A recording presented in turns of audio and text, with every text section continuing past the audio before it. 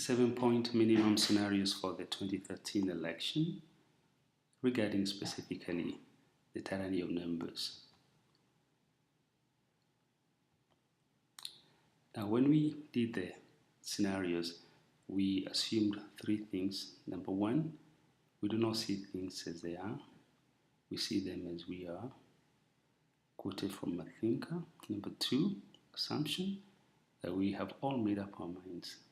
We do not want to be confused by the facts, and these are the two assumptions that are likely to power this election. So what are the facts? We divide the facts into two. There are those facts that we call historical, and there are those facts that we call factual, as they are released, or they were released by IBC. Fact number one, we vote as tribes. Or has this changed? I doubt it. If we vote as tribes, then assumption is that we will vote as a tribe in this election, or as tribes in this election. Fact number two, this election was already concluded and won on December 18th, 2012, after the registration.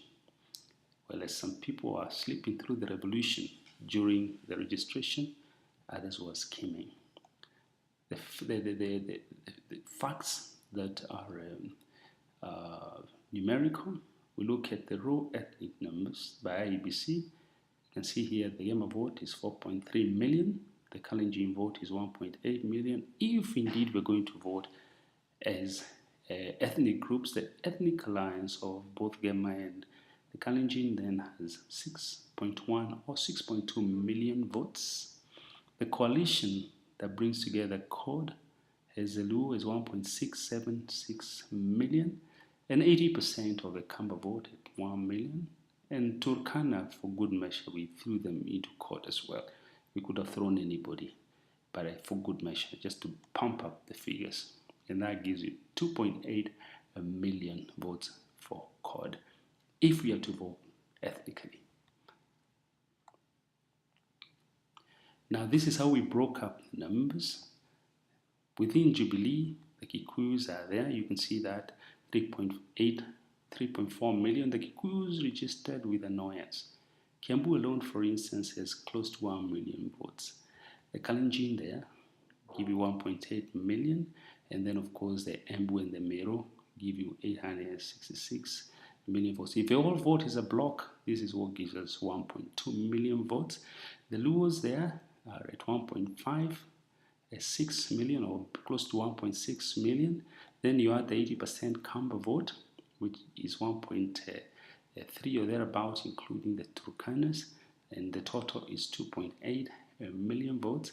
And then, of course, Amani. And here we assume that all the Luyas will go with Mudavadi, but we could be so fundamentally wrong with that.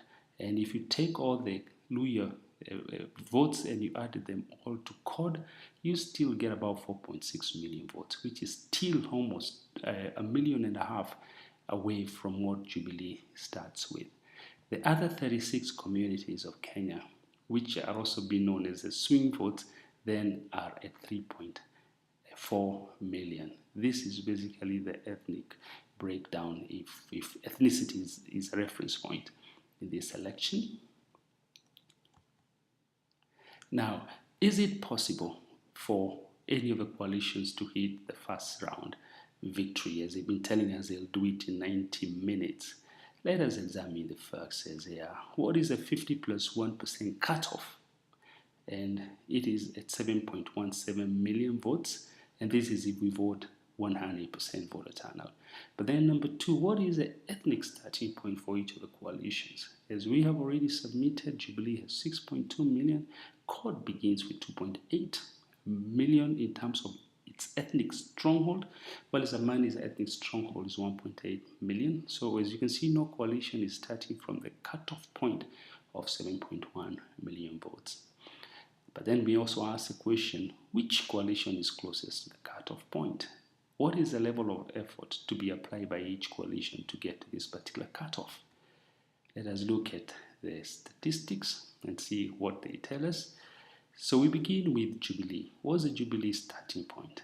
Jubilee starting point is 6.18 or 6.2 million, which is shy by about 900,000 votes from the cutoff.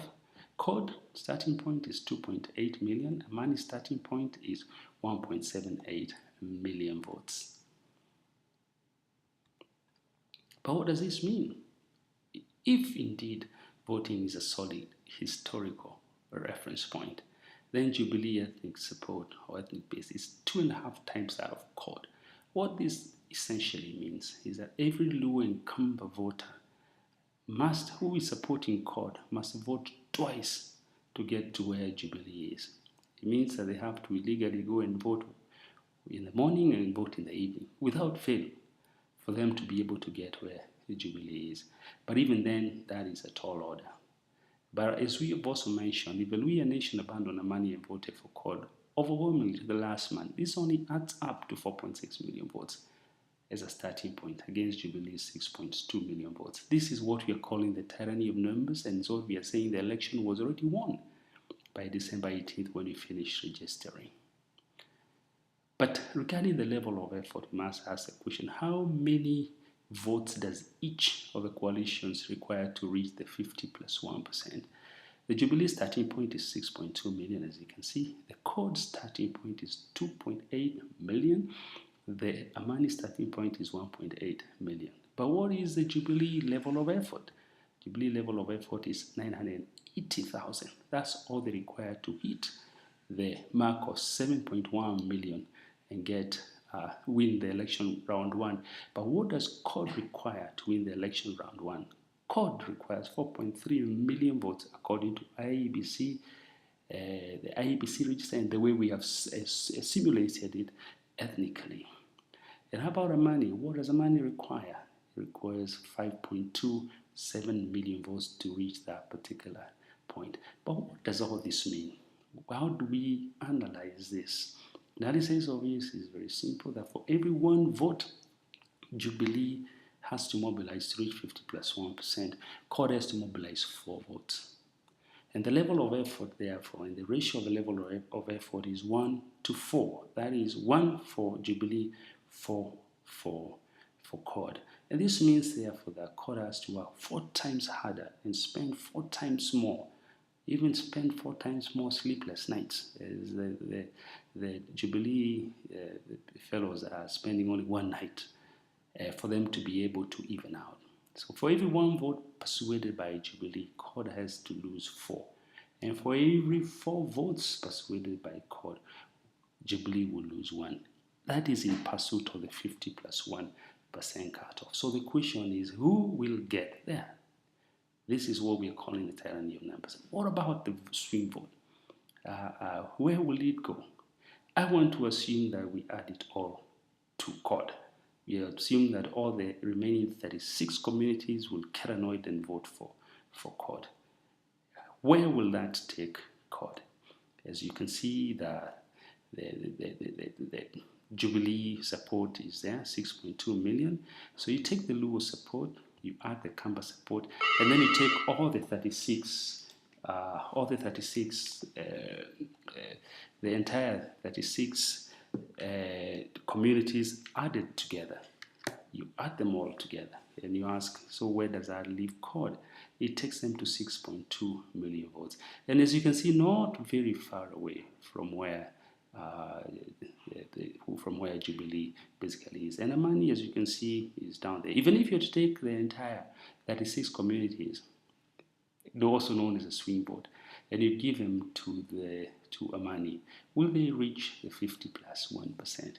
I doubt it. But if you were to take all the 36 and you give them to Jubilee, I think the results are obvious right there. So what is a coalition of the 38 tribes? Would the 38 tribes then make a difference if the Luos and Kamba are joined by all the 36? Would they reach that particular point? As I have said before, it is difficult. So our conclusion here is really that the tyranny of numbers, or the entire country, is going to be terrorized through these particular numbers by only 2 or so communities, as it were. Regarding the runoff, are there surprises that we are likely to see? I think the first fact is that the runoff will most likely be between Jubilee and CORD. That is if it happens. The second fact is that this runoff presupposes a voter turnout that is similar across board. That is, everybody, all the coalitions will have a similar runoff rate, will have a similar turnoff rate. 50% turnoff, 50% turnout for everybody, or 100% turnout for everybody across board. That's amongst the coalitions. But if the swing vote is distributed equally amongst the coalitions, but voter turnout is low for CORD, then Raila will become number 3. And the trouble in our view is that the people who will compromise the Raila candidature, the Kamba, if they are not completely persuaded, because they can be swayed in any particular direction. And this is how, in our thinking, of simple simulation, we assume that Jubilee turnout is 50% and CORD turnout is 50%. And then Amani turnout happens to be 70%. You see, in a situation, a scenario like that, definitely the runoff will be between Jubilee, that is Uhuru Kenyatta and CORD, and Amani. We offer some unsolicited recommendations.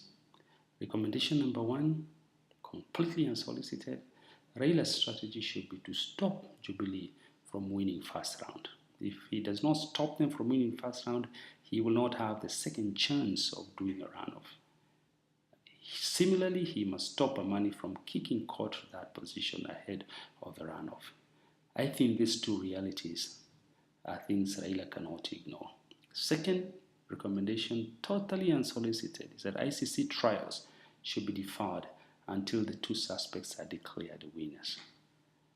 And with these scenarios, our thinking is that they ain't showing up at The Hague. They will not go, they will stay here in Kenya. They will refuse to go on the 10th and on the 11th if it is clear that they are winning. Whether we have a runoff or no runoff, whether they win first round, they will not show up. So the best case for purposes of preserving the country is to ensure that those trials are deferred. Then number 3, those threatening sanctions, especially the Western nations, should start preparing the package. And they should do so seriously. They need to move from rhetoric to action. And this is because a tiger does not declare its integrity, it pounces. And if you don't pounce, as they have been threatening to pounce, the tyranny of numbers will have absolutely no mercy. Everything said in this clip is hypothetical. It must also be noted.